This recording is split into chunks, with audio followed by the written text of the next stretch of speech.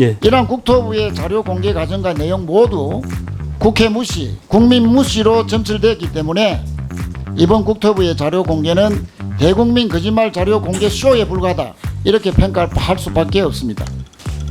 저희가 장관에 대한 사과 요구는 전체적인 태도의 문제인 겁니다. 저희가 국정조사나 국정감사가 아닌 이상 저희가 장관의 선서를 듣고 시작하는 것도 아니고, 그간 3주간 우리 장관께서 보였던 여러 가지 이 현안을 대하는 태도, 종편에 출연해서 일방적인 자기의 주장을 한다든지 해외 출장 중에 일타 강사로 다시 나서질 않나, 그리고 Q&A라고 해서 국토부에서 낸 자료에 허위 사실들이 담겨 있는 등 여러 가지 태도 사안을 봤을 때 장관이 오늘 이 현안 질의에 어떤 자세로 임하는지에 대해서는 저희가 명백하게 듣고 시작을 해야 되는 거 아니겠습니까? 이런 점에서 장관의 태도 관계상 사과가 먼저 전제가 돼야 된다는 얘기를 하는 것이고요. 저희들이 얘기하는 것처럼 우리 지금 김학용 의원님께서 말씀하셨지 않습니까? 당연한 문제 제기였다. 당연한 문제 제기를 가지고 백지화 선언을 하고 공개된 홈페이지에 정부 홈페이지에 야당의 문제 제기를 괴담으로 하고 있는 저 장관에 대한 태도의 문제, 이런 사과를 받지 않고서 어떻게 이 회의를 진행할 수 있는 건지, 그 문제에 대해서 문제 제기를 하는 거고, 위원장님께서 의사진행 발언을 정확히 해주셨으면 좋겠다는 말씀을 드리고요. 이 모든 사태가 이 지경까지 온 것은 6월 15일인가 이해찬 전 민주당 대표가 난데없이 이 특혜 의혹을 들고 나와서 이 민주당 당원 교육인가 그런 자리에서 했고요. 다음 우리 당에서, 민주당에서 이재명 대표가 이 부분에 대해서 뭐 TF까지 만들어가면서 사실상 지시를 해서 왔기 때문에 그렇습니다. 과연 이게 괴담인지 아닌지도 제가 밝힐 것이고요. 사과를 한다면 이 사태를 이렇게 거짓 선동으로 몰고 왔던 민주당 전현 대표 두 분부터 사과를 해야 된다고 생각합니다. 우리 국민들께서, 양평 국민을 비롯한 우리 국민들께서 큰 피해를 보고 계십니다, 지금. 자, 잠깐만요. 국민이 보고 계시고 국민이 판단하실 일이라 생각을 합니다. 우리 장관께서 그동안의 태도도 제가 보았을 때 적절하지 않은 것들도 굉장히 많았습니다. 그렇지만 가만히 있었는데요. 오늘 하나하나 좀 따져보기로 하십시다. 그러나 지금 사과를 안 하신다면 질의 과정 중에 우리 위원님들께서 조목조목 질의를 하시기 바랍니다. 괜찮으시겠죠? 16차례 회의를 한 건 아시잖아요. 그죠? 그러면 그 아래 이제 도면만 갖고 해서 자료가 없다고 그랬지 않습니까? 이게 도면이에요? 이게 회의 자료, 어느 날 11월에 벌어진 회의 자료라고 이게 도면이냐고요, 이게. 그러니까 장관님이니까 뭐를 정확하게 좀 보고를 받으셔야 되고요. 그러니까 이게 어느 날 그 16차례 회의 중에 한 날 벌어진 회의 자료예요. 확인을 해보시고 그 답변 내용에 대해서 정정을 좀 하셔야 되는 거예요. 그다음에 또 하나, 그 아까 7월 6일 날 백지화 우리 그 민주당의 TF 구성해서 백지화 선언했다고 그랬는데 이것도 사과하셔야 돼요. 7월 6일 날 백지화 선언을 하고 우리 민주당에서 TF 구성한 건 12일이에요. 그러니까 순서가 바뀌었지 않습니까? 백지화 선언을 했으니까 TF를 구성한 거지, TF를 구성했으니까 백지화 선언하신 게 아니잖아요. 사과하십시오. 저는 오늘 이제 계속 초반에 태도 문제에 대해서 말씀드리는데, 조금 전 심상정 의원님께서 자료 요청하신 거 월간 진도 보고서 저 들고 있습니다. 이게 왜 없습니까?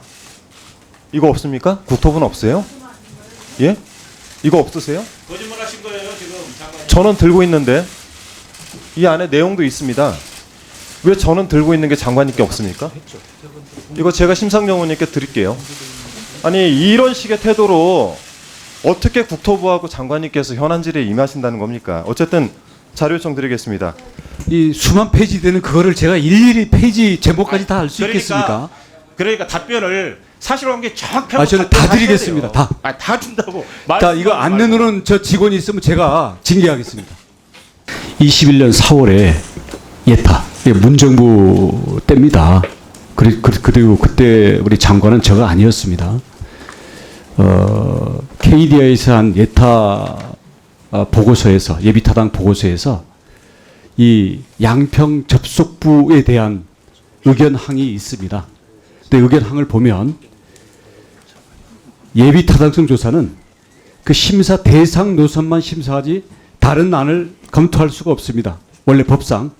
왜냐하면 사업을 할지 말지 예산을 투입할지 말지만 검토하는 거기 때문에 그래서 일단 거기서 제시된 노선 중에 접속부를 보니 교각이 너무 높고 또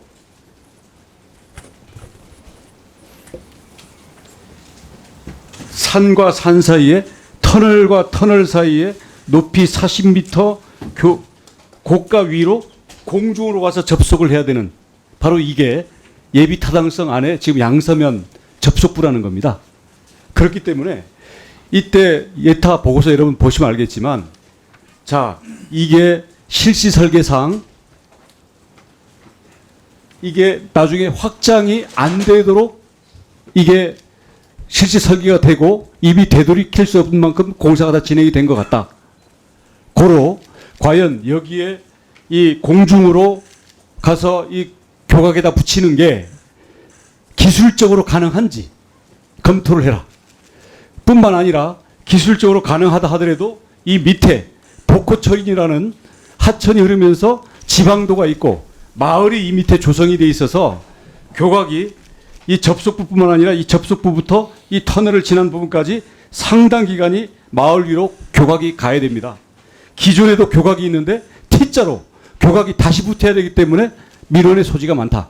이런 점 때문에 우리 예비 타당성 조사 보고에서는 이 점은 지적은 하지만 본 타당성 조사에서 이 부분을 대안을 근본적으로 검토를 해야 될 것 같다라는 의견이 명시되어 있습니다.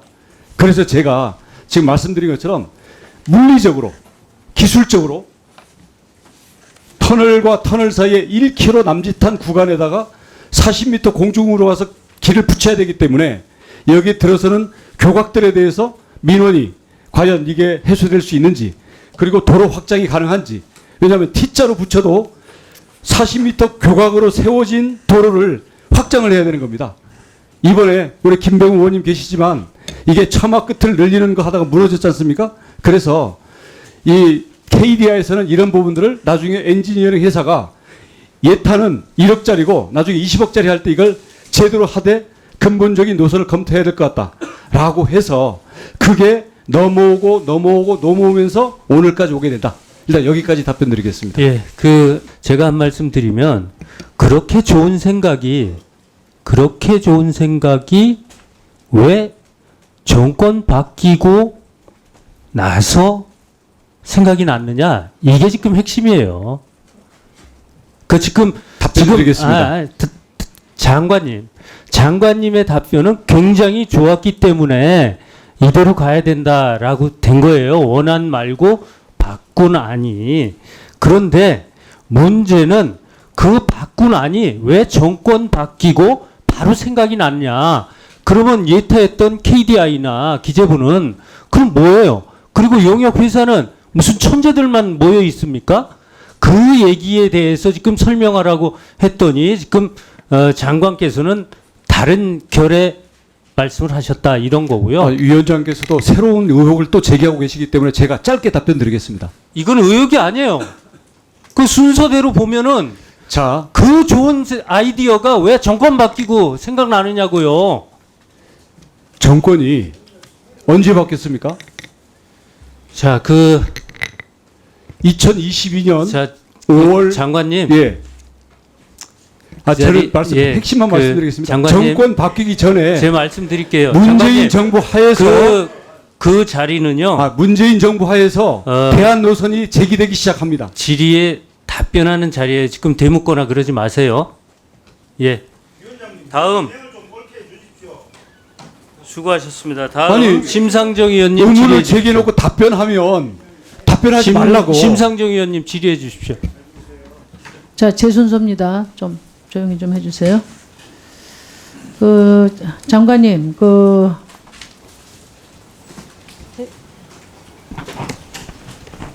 네, 시작하겠습니다. 장관님, 저거 장관님 페이스북에 올라왔던 사진인데 고속도로 백지화선언 덕택에 저렇게 많은 화환을 받으셨는데 흡족하셨습니까? 사실 저는 보지도 못했습니다. 실명 페이스북을 아무나 막 하나 보죠? 우리 보좌관이 올린 것 같습니다. 제가 드리고 싶은 말씀, 고속도로 노선 변경에 대한 국민 의혹을 해소시켜야 될 책임이 누구에게 있습니까?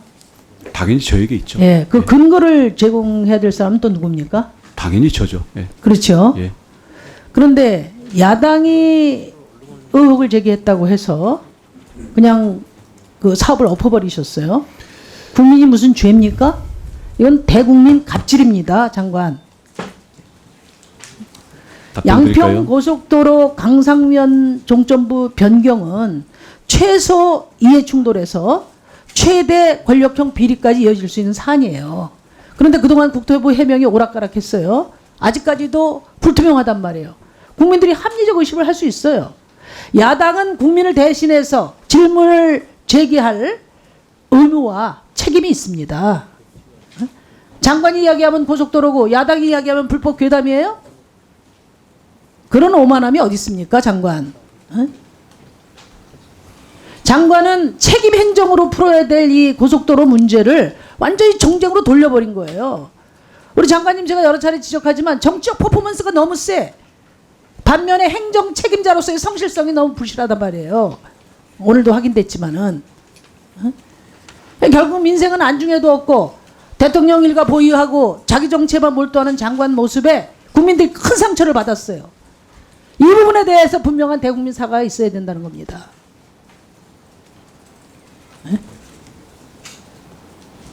답변 드릴까요? 답변은 뭐 필요 없습니다. 다 이미 하셨잖아요. 오늘 이제 가장 중요한 게 그건데 간단한 문제거든요.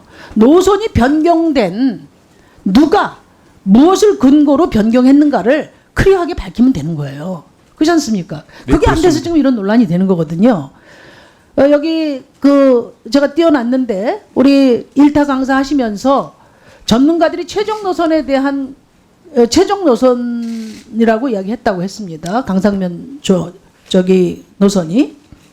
그러니까 장관께서 강상면 대안이 최종 노선이라고 말씀하신 근거가 도대체 뭐예요? 뭘 근거로 그렇게 말씀하셨습니까? 간단하게만 말씀해 주세요. 예, 그 타당성 조사에 들어가서 지금 16차례 회의를 했지 않습니까? 네.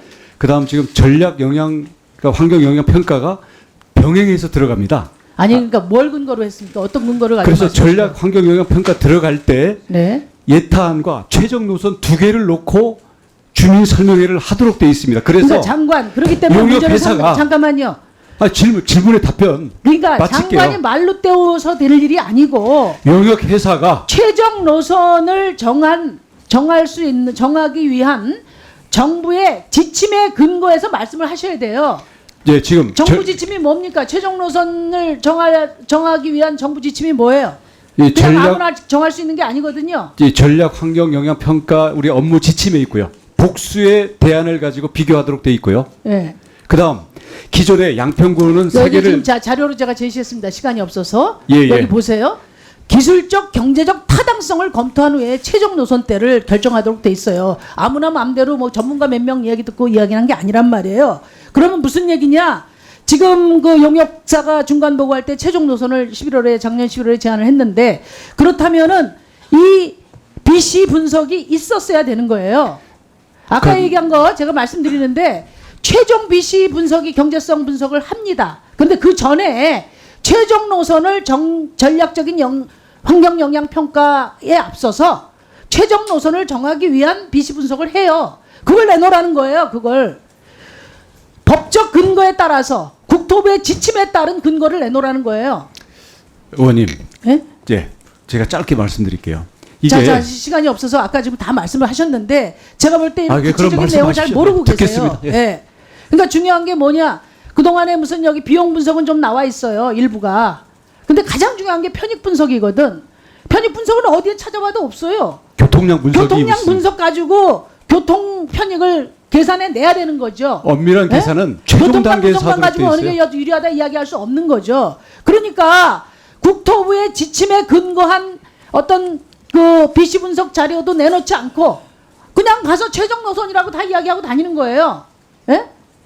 그 저는 이 업체가 얼마나 용감하면 이런 지침을 어겨서 용역 분석을 안 했겠나? 아니 저 BC 분석을 안 했겠나? BC 분석을 했다고 봅니다. 잘못 알고 하시는 말씀입니다. BC 분석을 내놓으세요. 그러니까 지금 업무 지침과 아니면은- 실무를 모르시고 하시는 말씀이에요. 아니면 장관 얘기를 종합하면 이런 겁니다. 그냥 용역 회사가 BC 분석도 안 하고 정부 지침도 어기고 뇌피셜로 제안을 했는데 국토부가 그냥 막무가내로 따라갔다. 그렇지 그런 않습니다. 거예요. 그럼 그렇지 국토부 뭐에 필요합니까? 100이냐 0이냐 이게 아니고요. 아니면은 어떤 30, 거냐? 50, 70 빈시 완성도가 분석을 높아갑니다. 했는데 빈시 분석을 했는데 이게 최종 노선을 뒷받침하지 않으니까 국토부가 마사지 중이거나 둘 중에 하나입니다.